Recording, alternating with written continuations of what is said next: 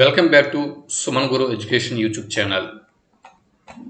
Dear friends, Suman Guru Education YouTube channel ni regular ga follow అవుతున్న వారికి మరియు ఈ వీడియో మీద క్లిక్ చేసే వారికి ముందుగా స్పెషల్ థాంక్స్ ని తెలుపుకుంటున్నాను. ప్రస్తుతం మనము ఈ ఏపీ టెట్ ప్రతిరోజు నిర్వహిస్తున్నటువంటి ఈ ప్రశ్న పత్రాల నుంచి మనం తెలుగు కంటెంట్ తెలుగు మెథడాలజీ అంశాలను మనం చూస్తున్నాం. ఇవి అయిపోయిన తర్వాత వెంటనే నేను తెలుగు మెథడాలజీ తెలుగు కంటెంట్ రెండు కూడా ప్రారంభిస్తాను. మీరు చూస్తున్నారు కదా ప్రశ్నపత్రము స్టాండర్డ్స్ ఎలా ఉంటున్నాయి, మన వే ఆఫ్ ప్రిపరేషన్ ఎలా మార్చుకోవాల్సి ఉంటుంది, ఇవన్నీ కూడా మీరు చూస్తున్నారు కదా. మనం మామూలుగా పైన చూసుకుని వెళ్ళిపోతే ఇంతకుముందు డిఎస్సి లాగా పేపర్లు లేవు. డిఎస్సి రాస్తున్నది డిఎస్సి ఎగ్జామ్ అయినా కూడా పేపరు ఒక యూజీసీ నెట్ లేకపోతే డిఎల్స్ లేదా అసిస్టెంట్ ప్రొఫెసర్స్ ఆ స్థాయిలో అడిగేవారికి అడిగినట్లుగా మ్యాచ్ ద ఫాలోయింగ్ రూపంలోనూ క్రింది వాటిలో సరికాని ప్రవచనం ఏది, సరైన ప్రవచనం ఏది అంటే ఇటువంటి ప్రశ్నలు టైం టేకింగ్ ప్రశ్నల్ని వారు ఫ్రేమ్ చేస్తున్నారు. కాబట్టి స్టాండర్డ్ లెవెల్స్ పెరిగాయి కాబట్టి మనం కూడా దానికి తగ్గట్టుగానే మన వే ఆఫ్ ప్రిపరేషన్ మార్చాల్సి ఉంటుంది. ఈ ప్రీవియస్ పేపర్స్ అన్నీ కూడా మీకు నేను ఎక్స్ప్లెనేషన్ ఇచ్చిన తర్వాత ఇవన్నీ కూడా పూర్తి అయిపోయిన తర్వాత వెంటనే తెలుగు కంటెంట్ అండ్ మెథడాలజీలోకి వెళ్ళిపోతున్నాం. అయితే మీరు ఒక గమనించాలి, చెర్రీ టీవీ 7004 అన్నటువంటి యూట్యూబ్ ఛానల్లో ఇప్పటికే విద్యా దృక్పథాలని ప్రారంభించాను. విద్యా దృక్పథాలు మీరు ఏ మెటీరియల్ ఫాలో అవ్వండి, ఏ బుక్స్ ఫాలో అవ్వండి, ఆ ఛానల్లోకి వెళ్ళి ఒకసారి నేను అందిస్తున్నటువంటి ప్రాక్టీస్ బిట్స్ మీరు ఒకసారి ప్రాక్టీస్ చేయండి, ప్రయోజనం అనేది ఉంటుంది. సరే, ఇంకా మనం ఈ వీడియోలో అక్టోబర్ 4వ తేదీ నాటి ఆఫ్టర్నూన్ సెషన్ ప్రశ్నపత్రంని మనం చూస్తున్నాం. ఆఫ్టర్నూన్ సెషన్ ఇంగ్లీష్ లాంగ్వేజ్ పండిట్లకి నిర్వహించినటువంటి టెట్ ఇది. అంటే 4వ తేదీ అంటే 3వ తేదీన 2 సెషన్లు, 4వ తేదీన ఉదయం సెషన్. ఈ 3 సెషన్లలో తెలుగు లాంగ్వేజ్ పండిట్లకి ఎగ్జామ్స్ ఎలా కండక్ట్ చేశారో అలాగా 4th డేట్ 4వ తేదీ ఆఫ్టర్నూన్ సెషన్ నుంచి ఇంగ్లీష్ ఈ లాంగ్వేజ్ పండిట్లకి ఎగ్జామ్ కండక్ట్ చేయడం అనేది జరిగింది. సో అందులో మరి వీళ్ళది లాంగ్వేజ్ ఇంగ్లీష్ కాబట్టి ఇంక ఇక్కడ తెలుగు మీడియం అనేది వీళ్ళు మెన్షన్ చేయరు, మొత్తం అన్నీ ఇంగ్లీష్లోనే ప్రశ్నలు ఉంటాయి. ఇక లాంగ్వేజ్ 1 ఒక్కటే 31వ బిట్ నుంచి తెలుగు అనేది ఉంటుంది. ఇక్కడ మనం 31వ బిట్ నుంచి ఒక 30 బిట్లు 60వ బిట్ వరకు, 31 నుంచి 60వ బిట్ వరకు ఈ 30 బిట్లు తెలుగు ఏమిచ్చారు అన్నది ఇప్పుడు మనం పరిశీలన చేద్దాం. మొదటగా వీటిని మనం పరిశీలన చేద్దాం. చూడండి, లాంగ్వేజ్ 1 తెలుగు. విడివిడి మాటలు కలియటం సంధి. మొదటి మాట చివరి వర్ణం నిలిచి తరువాతి మాట మొదటి వర్ణం లోపిస్తే అది పూర్వరూప సంధి. తెలుగులో ఈ పూర్వరూప సంధి అనేది తక్కువ. మొదటి మాట చివరి వర్ణమే లోపిస్తే అటువంటి సంధిని పరరూప సంధి అంటారు. తెలుగులో ఇది సహజం. ప్రత్యయాలు చేరినప్పుడు స్వతంత్ర శబ్దంలో వచ్చే మార్పులను పదమధ్య సంధి అంటారు. ఇది నిత్యం. చూసారా, ఇక్కడ పారాగ్రాఫ్ రూపంలో ఇచ్చాడు ఏపీ టెట్లో, కానీ ఇదే అంశం మీద రేపొద్దున డిఎస్సిలో ప్రశ్నలు రావచ్చు కాబట్టి దీన్ని మనం నోట్స్లో రాసుకోవాల్సి ఉంటుంది. విడివిడి మాటలు కలియడం సంధి. ఓకే, మరి పూర్వరూప సంధి మీద బిట్ అడిగినా లేదా పరరూప సంధి మీద బిట్ అడిగినా మీకు బిట్టులు రావచ్చు. మొదటి మాట చివరి వర్ణమే లోపిస్తే అది ఏ సంధి అవుతుంది? పరరూప సంధి అవుతుంది అని టిక్ పెట్టాల్సి ఉంటుంది. మొదటి మాట చివరి వర్ణం నిలిచి తర్వాతి మాట మొదటి వర్ణం లోపిస్తే ఆ సంధిని ఏమంటారు అని బిట్టుకొస్తే పూర్వరూప సంధి అంటారు. మరి తెలుగులో సహజం, ఇది సహజం, తెలుగులో ఇది సహజం అని ఇచ్చి క్రింద ఆప్షన్లలో పూర్వరూప సంధి, పరరూప సంధి, పద మధ్య సంధి అని చెప్పి ఆప్షన్లు ఇస్తాడు. అప్పుడు మనము పరరూప సంధి, తెలుగులో పరరూప సంధి సహజం అని మనం జవాబు గుర్తించాల్సి ఉంటుంది. ప్రత్యయాలు చేరినప్పుడు స్వతంత్ర శబ్దంలో వచ్చే మార్పులను ఏమంటారు, ఇటువంటి సంధిని ఏమంటారు అని బిట్టిచ్చి ఆప్షన్లలో పదమధ్య సంధి అని ఇస్తే మన పదమధ్య సంధిని సరైన జవాబుగా గుర్తించాల్సి ఉంటుంది. ఈ పదమధ్య సంధి అనేది నిత్యము. చూసారా, ఇక్కడ నుంచి ఇక్కడైతే పారాగ్రాఫ్ రూపంలో ఇచ్చాడు, కానీ ఈ పారాగ్రాఫ్లో ఉన్నటువంటి ఈ అంశాలనే రేపు డిఎస్సిలో ప్రశ్నల రూపంలో అడగొచ్చు. కాబట్టి వీటిని నోట్స్లో తప్పనిసరిగా రాసుకోండి. అయితే ఇప్పుడు ప్రశ్న ఏంటి? పై గద్యం ఆధారంగా క్రింది వాటిలో సరికానిది అంటే రాంగ్ స్టేట్మెంట్ ఏదో గుర్తించమన్నాడు. ప్రత్యయాలు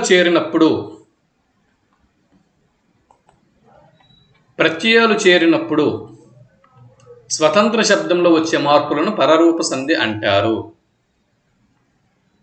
అని ఇచ్చాడు. ఇది రాంగ్ స్టేట్మెంట్ కదా, ఇది ఆన్సర్ ఇదే అవుతుంది. ఆన్సర్ ఇదే, రాంగ్ స్టేట్మెంట్ గుర్తించమన్నాడు కాబట్టి ఇదే. ఎందుకు? స్వతంత్ర శబ్దంలో వచ్చే మార్పు కాదు, చివరి వర్ణం లోపించుట. మొదటి మాట చివరి వర్ణం లోపించుట. చూడండి, మొదటి మాట చివరి వర్ణం లోపిస్తే అది పరరూప సంధి అవుతుంది. కానీ ఇక్కడ ఏమన్నాడు? ప్రత్యయాలు చేరినప్పుడు స్వతంత్ర శబ్దం లోపిస్తే స్వతంత్ర శబ్దంలో వచ్చే మార్పులను పరరూప సంధి అంటారు అని చెప్పాడు. సో ఇది రాంగ్ స్టేట్మెంట్. మొదటి మాట చివరి వర్ణం నిలిచి తర్వాతి మాట మొదటి వర్ణం లోపిస్తే పూర్వరూప సంధి, ఇది కరెక్టే. పూర్వరూప సంధి తెలుగులో తక్కువ, ఇది కరెక్టే.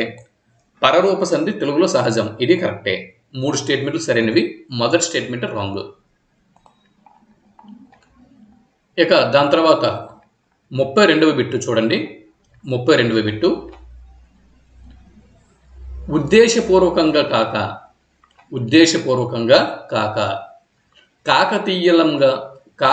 కాకతాళీయంగా జరిగిన 2 సంఘటనల పర్యవసానం కథ.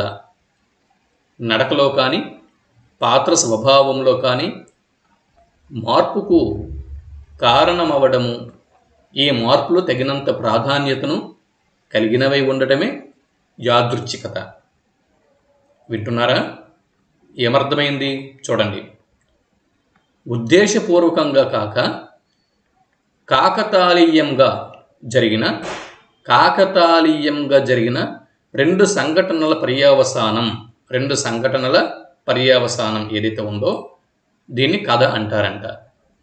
నడకలో కానీ పాత్ర స్వభావంలో కానీ మార్పుకు కారణమవటము, నడకలో కానీ పాత్ర స్వభావంలో కానీ మార్పుకు కారణమవటము, ఈ మార్పులు తగినంత ప్రాధాన్యతను కలిగినవై ఉండటము, దీన్ని యాదృచ్ఛికత అని అంటారు.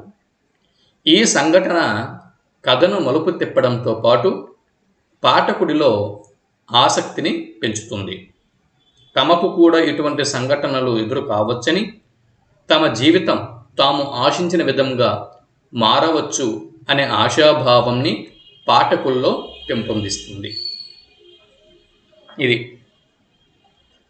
ఇది అపరిచిత గద్యము. పై గద్యం ఆధారంగా క్రింది వానిలో రాంగ్ స్టేట్మెంట్ గుర్తించండి, సరికానిది.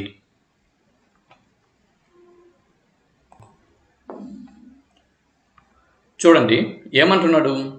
యాదృచ్ఛికత కథను మలుపు తిప్పుతుంది.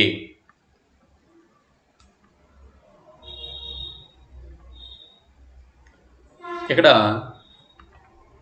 ఇదిగో యాదృచ్ఛికత. ఈ యాదృచ్ఛికత అనే సంఘటన కథను మలుపు తిప్పడంతో పాటు పాఠకుడిలో ఆసక్తిని పెంచుతుంది అని ఉంది. కాబట్టి ఇది మొదటి ఆప్షన్ సరైనదే. నెక్స్ట్ సెకండ్ ఆప్షన్ ఏమన్నాడు?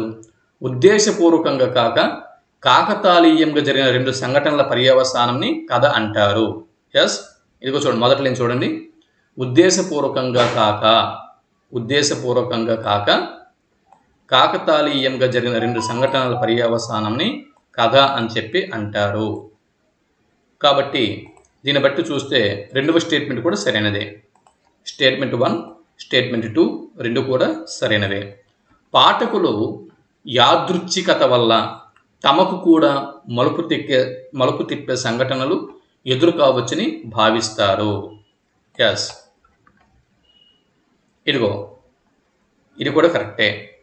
ఇక్కడ ఉంది, ఏముంది? తమకు కూడా ఇటువంటి సంఘటనలు ఎదురు కావచ్చని, తమ జీవితం తాము ఆశించిన విధంగా మారవచ్చనే ఆశాభావం పాఠకుల్లో పెంపొందింపు చేస్తుంది. కాబట్టి ఇది కూడా కరెక్టే. తర్వాత యాదృచ్ఛికత ఏదైతే ఉందో ఇది పాఠకుల్లో అనాసక్తి కలిగిస్తుంది. ఇది రాంగ్ స్టేట్మెంట్. ఇది రాంగ్ స్టేట్మెంట్. జవాబు ఇది. రాంగ్ స్టేట్మెంట్ గుర్తించమన్నాడు కదా, ఆప్షన్ 4 సరైన జవాబు. మూడవ బిట్టు చూడండి. Bit number 3. అపరిచిత పద్యం ఇక్కడ ఇచ్చాడు. చదువు చదవకున్న సౌఖ్యంబు నుండదు, చదువు చదివినేని సరసుడగును, చదువు మర్మమిరిగి చదివిన చదువురా విశ్వధాభిరామ వినురవేమ. అంటే ఈ పద్యంలో భావం ఏంటి? చదవాల్సిన చదువు ఏదైతే ఉందో అది చదవకపోతే జీవితంలో సుఖశాంతులు సౌఖ్యము అనేది ఉండదు. చదువు చదివినట్లయితే అటువంటి వ్యక్తి సరసుడు అవగలడు. చదువులో ఉన్నటువంటి మర్మమును ఎరిగి చదవాలి. ఏదో పుస్తకం ఉంది చదివిస్తున్నాము అంటే కాదు. ఎస్, చదువు మర్మం ఎరిగి చదివినప్పుడే మనం కాంపిటేటివ్ ఎగ్జామ్లలో విజయాన్ని సాధించగలం. కాబట్టి చదువు మర్మం ఎరిగి చదివిన అది చదువు, దాన్ని చదువు అంటారు. విశ్వధాభిరామ వినురవేమ. పై పద్యం ఆధారంగా సుఖంగా జీవించడానికి కావాల్సింది ఏది? సుఖంగా జీవించడానికి కావాల్సింది చదువు. ఆప్షన్ 3 సరైన జవాబు. ఇదిగో, చదువు చదవకున్న సౌఖ్యము ఉండదు, సుఖము ఉండదు చదువు లేకపోతే. కాబట్టి చదువు ఉంటే సుఖంగా జీవిస్తారు. ఇకపోతే 4వ బిట్టు. ఇది కూడా మీకు అపరిచిత పద్యం నుంచి అడిగాడు. ఆకొన్న కూడే అమృతము, తా గొంకకు నిచ్చువాడే దాత, ధరిత్రిన్ సోకూర్చువాడే మనుజుడు, టేకువ కలవాడే వంశ తిలుకుడు సుమతి. అది. ఇకపోతే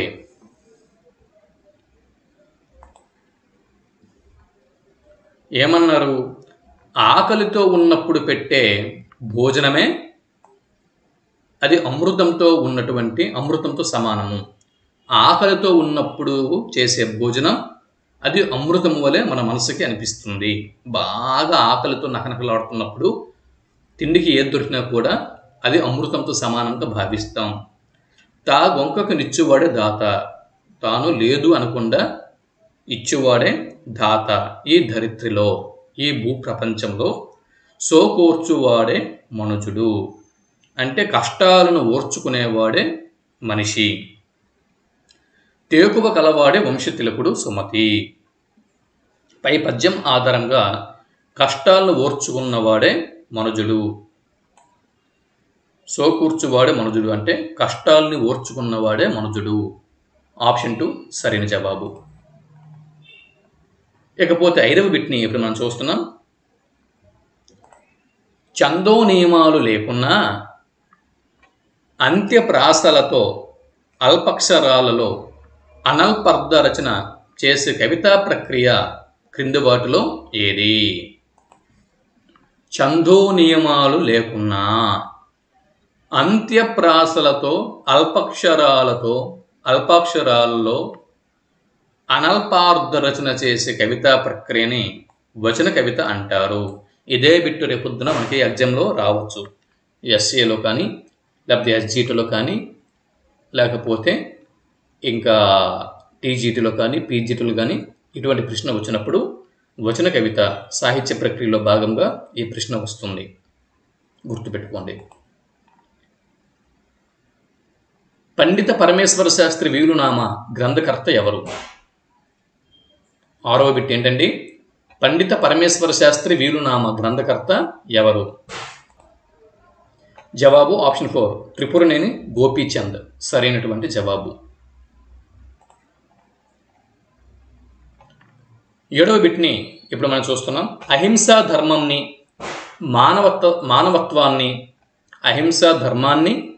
మానవత్వాన్ని విద్యార్థులకు నేర్పడం ఉద్దేశంగా వచ్చిన పాఠం క్రింది వాటిలో ఏది? ప్రశ్న ఏంటండి? అహింసా ధర్మంని అలాగే మానవత్వంని విద్యార్థులకు నేర్పడం ఉద్దేశ్యముగా వచ్చినటువంటి పాఠం క్రింది వాటిలో ఏది అన్నది బిట్టు. జవాబు ఆప్షన్ 2 తీర్పు సరైనటువంటి జవాబు. 8వ బిట్టు, ఆంధ్రలో ఆంగ్ల కుటుంబం చూడాలని వస్తే అచ్చ తెలుగు కుటుంబం కనిపిస్తా ఉంది అని మమకారం పాఠంలో సత్యంతో అన్నవారు ఎవరు?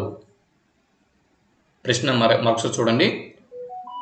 ఆంధ్రలో ఆంగ్ల కుటుంబం చూడాలి, మన ఆంధ్రదేశంలో ఆంగ్ల కుటుంబంని చూడాలి అని వస్తే అచ్చ తెలుగు కుటుంబం కనిపిస్తా ఉంది అని మమకారం అన్న పాఠంలో సత్యం అనే వ్యక్తితో పలికిన వారు క్రింది వారిలో ఎవరు?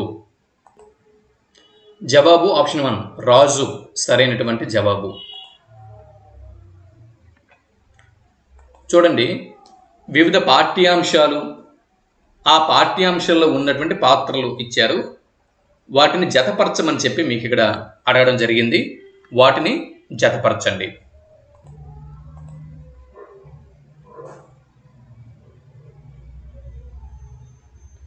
చూడండి, పద్మజ, చంద్రమ్మ ఈ రెండు మాతృభూమి అన్న పాఠ్య భాగంలో ఉన్నటువంటి పాత్రలు. పెద్దన మరియు సూరన ఇవి భువన విజయం అన్న పాఠంలో ఉన్నటువంటి పాత్రలు. వేటగాడు, పావురాలు ఇవి ఆతిథ్యం అన్న పాఠంలో ఉన్నటువంటి పాత్రలు. నారాయణ, నరసమ్మ ఈ రెండు పాత్రలు పైనం అన్న పాఠ్యభాగంలో ఉన్నాయి. కాబట్టి ఆప్షన్ 2 సరైనటువంటి జవాబు. 10వ బిట్టు, బిట్ నెంబర్ 10, చిత్రగ్రీవం పదంలో గ్రీవం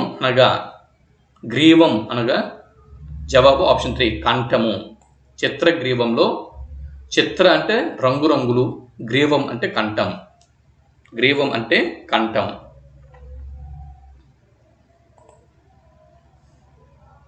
11వ బిట్ని ఇప్పుడు మనం చూస్తున్నాం. 11వ ప్రశ్న ఇప్పుడు చూస్తున్నాం. తారాసస్యము పండిన గగన కేదారంబునం చంద్రికా నీరం బారగగోసి తదృచి ఫలానీకంబు ప్రాతర్ మహాశీరి గ్రామని తూరు.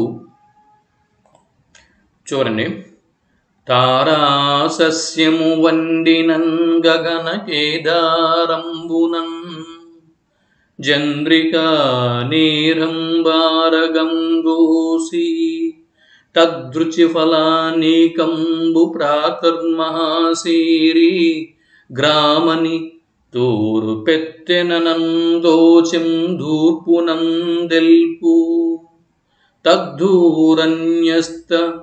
తద్దూరన్యస్త ఫలాల రాశి క్రియనిందుండేగ నిస్సారుడై. ఈ పద్యంలో వర్ణించిన అంశం క్రింది వాటిలో ఏది గుర్తించండి? జవాబు ఆప్షన్ 1 సూర్యోదయ వర్ణనను ఇక్కడ వర్ణించడం జరిగింది. క్రింది వాటిని జతపరచండి అని చెప్పి ప్రశ్న అడిగాడు. స్త్రీ సాధికారత, మా ప్రయత్నం అంటే మా ప్రయత్నం అన్నటువంటి పాఠ్యభాగం యొక్క ఉద్దేశం, అది ఇతివృత్తం. స్త్రీ సాధికారత. తర్వాత జానపదుని జాబు, శ్రమ పట్ల గౌరవం. జానపదుని జాబు అన్న పాఠ్యభాగం యొక్క ఇతివృత్తం శ్రమ పట్ల గౌరవం.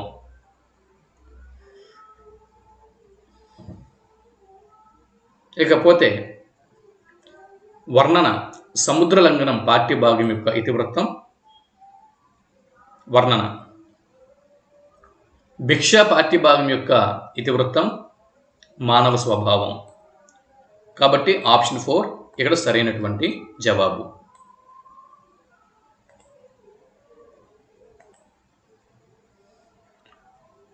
కను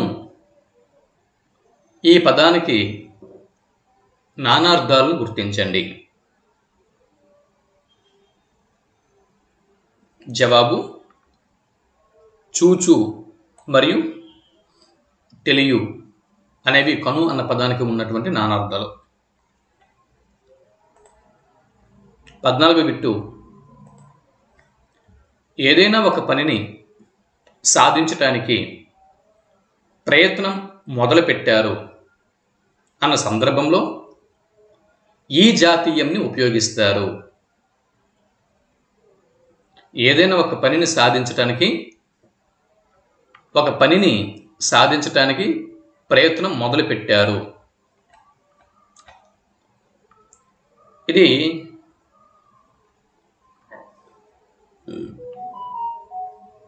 ఈ సందర్భంలో ఉపయోగించే జాతీయము ఆప్షన్ 4 కంకణము దాల్చు సరైనటువంటి జవాబు. ఇక్కడ చూడండి, అరదము అనేది వికృతి పదము. ఇది వికృతి పదము. దీనికి ప్రకృతి పదాన్ని గుర్తించండి.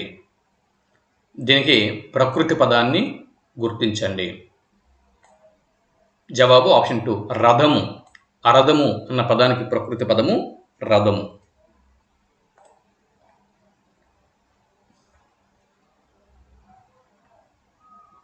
వాలము అన్న పదానికి పర్యాయ పదాలను గుర్తించండి. జవాబు ఆప్షన్ 1 తోక మరియు లాంగూలము. వాలము అన్న పదానికి పర్యాయ పదాలు తోక మరియు లాంగూలము.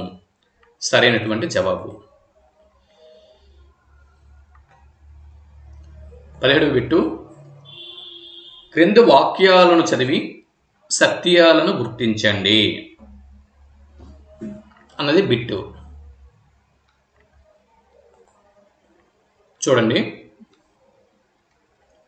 రయము అన్న పదానికి అర్థము వేగము. రయము అనగా అర్థము వేగము. రవము అన్న పదానికి అర్థము శబ్దము. ఇకపోతే రమ్యము అనగా అర్థము అందము. ఇది కూడా కరెక్టే. రవలి అంటే దాని అర్థము వెలుగు కాదు. ఇది తప్పు. రవలి అన్న పదానికి వెలుగు అన్నది తప్పు. రవలి అన్న పదానికి కూడా అర్థము శబ్దము అని అర్థం, వెలుగు కాదండి. రవలి అన్న పదానికి అర్థము శబ్దము. కాబట్టి ఇక్కడ ఆప్షన్ 4 సరైనటువంటి జవాబు. పై 3 ఇవి కరెక్ట్, చివరిది రాంగ్.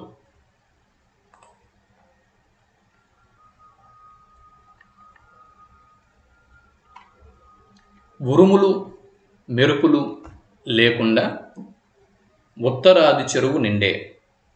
ఈ పొడుపు కథను విప్పండి. ఉరుములు మెరుపులు లేకుండా ఉత్తరాది చెరువు నిండే. జవాబు మీకు తెలిసి ఉంటుంది. ఆప్షన్ 3 టెంకాయ. మరి ఉత్తరాది అని చెప్పిందుకు అన్నారు? టెంకాయలు నీళ్ళు ఉంటాయి. ఆ టెంకాయలు నీళ్ళు వచ్చినప్పుడు ఉరుములు మెరుపులు ఏమి ఉండవు. ఆటోమేటిక్గా అది కాలంతో పాటు టెంకాయలోకి నీళ్లు చేరిపోతాయి. ఉత్తరాది అంటే టెంకాయ యొక్క తల ఉత్తరం వైపు ఉంటుంది, దాని తోక దక్షిణం వైపు ఉంటుంది. అవునా? టెంకాయలు నీళ్ళు అందులో ఉంటాయి, ఉత్తరం వైపు ఉంటాయి. టెంకాయ లోపల నీళ్ళు ఉంటాయి. అవునా? అది ఉత్తరం వైపు ఉంటుంది, దక్షిణం వైపు తోక ఉంటుంది. కాబట్టి ఉరుములు మెరుపులు లేకుండా ఉత్తరాది చెరువు నిండే. దీనికి పొడుపు కథ విప్పితే జవాబు టెంకాయ. 19 బిట్టు, ప్రకాశము కలిగినది అన్న వ్యుత్పత్త్యర్థాన్ని ఇచ్చే పదం క్రింద వాటిలో ఏది గుర్తించండి. జవాబు ఆప్షన్ 2 జ్యోత్స్న సరైనటువంటి జవాబు. జ్యోత్స్న. కాలు చేతులు పదంలో సకారం వచ్చిన విధం. కాలు చేతులు అన్న పదం ఉంది కదా, ఇక్కడ సకారము ఎలా వచ్చి చేరింది? ఆదేశంగాన, ఆగమంగాన, లోప దీర్ఘతగాన, వర్ణ వ్యత్యయంగాన ఎలా వచ్చి చేరింది? జవాబు ఆప్షన్ 1 ఆదేశం. ఆదేశం. ఆదేశం అంటే కాలు ప్లస్ చేతులు. చేతులు అనేది ఇక్కడ చే అనేది పరపదంలో ఉన్నటువంటి చ అన్న అచ్చు పూర్వస్వరం అనేది పోయి చా ప్లస్లో సా అనేది వచ్చింది. దీన్ని ఆదేశం అని చెప్పి అంటారు. 21వ బిట్టు దశరథుడు పుత్ర సంతానం కొరకు యాగం చేశాడు. కొరకు దశరథుడు దేనికోసం యాగం చేశాడండి? పుత్ర సంతానం కొరకు. కొరకు కింద గీత గీయబడి ఉంది. గీత గీసిన పదం ఏ విభక్తి ప్రత్యయం? గుర్తించండి. కొరకున్ కై చతుర్థి విభక్తి.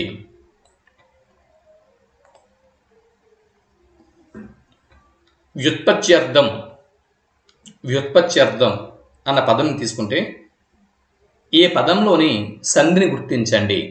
ఈ పదంలో అంటే ఈ వ్యుత్పత్త్యర్థం విడదీయగా ఒక సంధి అనేది మనకి కనిపిస్తుంది. ఆ సంధి ఏదో గుర్తించండి. వ్యుత్పత్తి ప్లస్ అర్థము రెండు కలిపితే వ్యుత్పత్త్యర్థము యా వచ్చి చేరింది. అవునా? ఇక్కడ యనాదేశ సంధి సరైనటువంటి జవాబు. యనాదేశ సంధి సూత్రం ఏంటి? ఈ ఊరులకు అసవర్ణమైన అచ్చుల పరమైతే క్రమంగా ఎవరిలో వస్తాయి. కాబట్టి వ్యుత్పత్త్యర్థం అనే పదంలోని సంధి యనాదేశ సంధి. 23వ బిట్టు క్రింది వాటిని జతపరచండి. అంటే వివిధ పదాలు అనేవి ఉన్నాయి, 4 పదాలు. ఆయా పదాలను విడదీయగా ఏ సంధి ఆ పదాలలో వస్తుంది ఇది గుర్తించి క్రింద ఆప్షన్లలో సరైన ఆప్షన్ని గుర్తించమన్నాడు.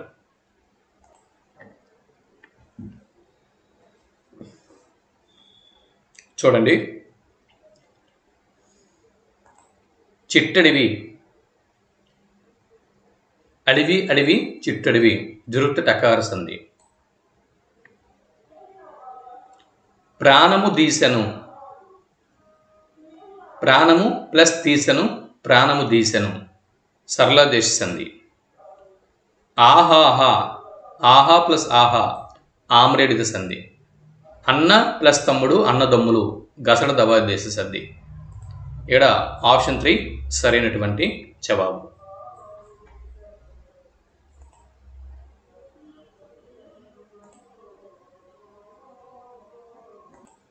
ఇరవై 24వ బిట్టు క్రింది వాటిలో భిన్నమైన సమాస పదం.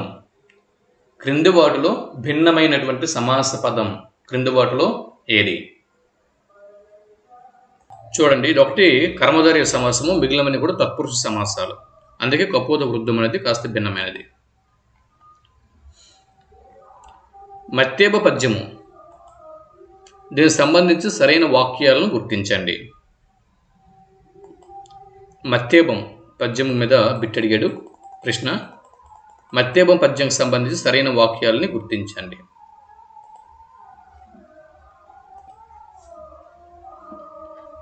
పద్యం మొత్తంలో నిర్దేశించబడిన గణాలు ఒక్కొక్కటి 4 వస్తాయి.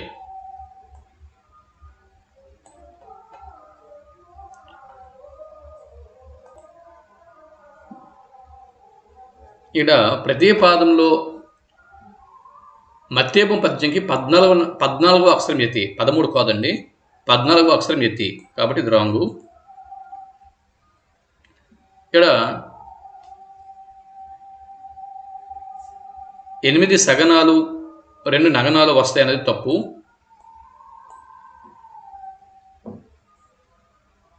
సభరణ మయ్యవ నగనం ఒకసారి వస్తుంది, కాబట్టి 2 కూడా రాంగ్ స్టేట్మెంట్లు అయినప్పుడు ఈ 2 స్టేట్మెంట్లు కరెక్ట్ అవుతాయి. పద్యంలో మొత్తంలో వచ్చే గురువుల సంఖ్య లఘువుల సంఖ్యకు సమానము. పద్యం మొత్తంలో నిర్దేశించబడిన గణాలు ఒక్కొక్కటి 4 వస్తాయి, కాబట్టి ఇక్కడ ఆప్షన్ 2 సరైనటువంటి జవాబు. పద్యపాదం లేక వాక్యంలో అర్థభేదం కలిగిన హల్లుల జంటను వెంటనే ప్రయోగించడంను ఏమంటారు? అంటే పద్య పాదంలో కానీ వాక్యంలో కానీ అర్థభేదంతో హల్లుల జంటను వెంటనే ప్రయోగించడంని ఏమంటారు? ఏమంటారండి? జవాబు చేకానుప్రాసం అంటారు.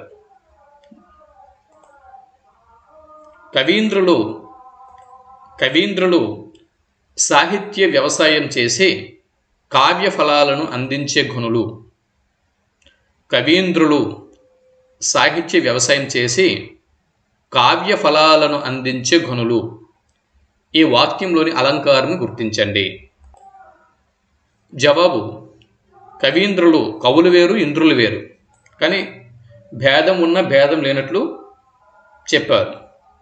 సాహిత్యం వేరు, వ్యవసాయం వేరు. సాహిత్యము వ్యవసాయం వేరు వేరు కార్యక్రమాలు అయినా కూడా రెండిటికి భేదం లేనట్లు చెప్పారు. కాబట్టి ఇది రూపకలంకారం అవుతుంది. రూపకలంకారం అవుతుంది.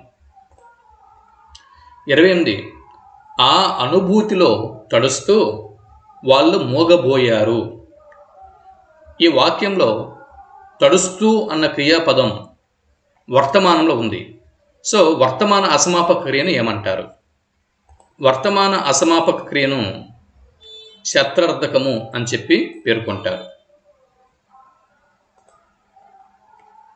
29 చెట్లు చేత ప్రాణవాయువు అందించబడుతుంది. ఇది కర్మని వాక్యం. ఈ కర్మని వాక్యానికి కర్తరి వాక్యం గుర్తించండి.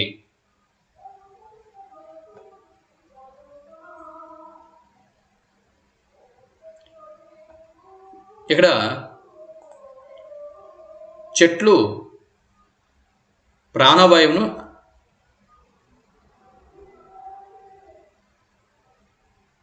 అందిస్తాయి. చెట్లు ప్రాణవాయువును అందిస్తాయి. ఆప్షన్ 2 సరైనటువంటి జవాబు. ఇది ప్రత్యక్ష వాక్యం. సరే, అది కర్తరి వాక్యం. తెలుగులో వెలిసిన మొదటి దృష్టాంత శతకము క్రింద వాటిలో ఏది?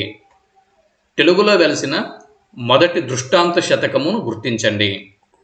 జవాబు మారది వెంకయ్య గారు రచించినటువంటి భాస్కర శతకం తొలి దృష్టాంత శతకము. తెలుగులో వెలిసిన మొదటి దృష్టాంత శతకము మీద బిట్టడిగితే భాస్కర శతకం అని గుర్తిస్తారు. ఇదండి అక్టోబరు 4వ తేదీన ఆఫ్టర్నూన్ సెషన్లో జరిగిన ఇంగ్లీష్ పేపర్ ఏదైతే ఉందో దానిలోనే, అంటే ఇంగ్లీష్తో పాటు చాలా, అంటే ఇంగ్లీష్ జరిగింది. ఓకే, ఇంగ్లీష్ పేపర్ అనేది జరిగింది. అక్టోబర్ 4వ తేదీన ఆఫ్టర్నూన్ సెషన్ జరిగినటువంటి ఏపీ టెట్ పేపర్ నుంచి తెలుగు కంటెంట్ని మీ ముందు ఇక్కడ ఉంచడం జరిగింది. ఈ వీడియోకి ఒక లైక్ ఇవ్వండి, మీ మిత్రులకి షేర్ చేయండి. అలాగే మరింత విలువైన సమాచారంతో మరొక వీడియోలో మళ్ళీ కలుద్దాం. అంతవరకు సెలవు. చెప్పాం కదా, ఈ ప్రీవియస్ పేపర్స్ అన్ని కూడా మీకు అందించిన తర్వాత తెలుగు కంటెంట్, తెలుగు మెథడాలజీ నేను డైరెక్ట్గా లైవ్ క్లాసులని ప్రారంభిస్తాను. అంతవరకు సెలవు. నమస్తే.